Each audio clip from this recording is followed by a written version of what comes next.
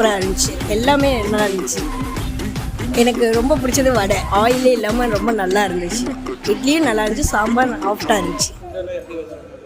எல்லாமே சர்வீஸ் எல்லாமே நல்லா இருந்துச்சு.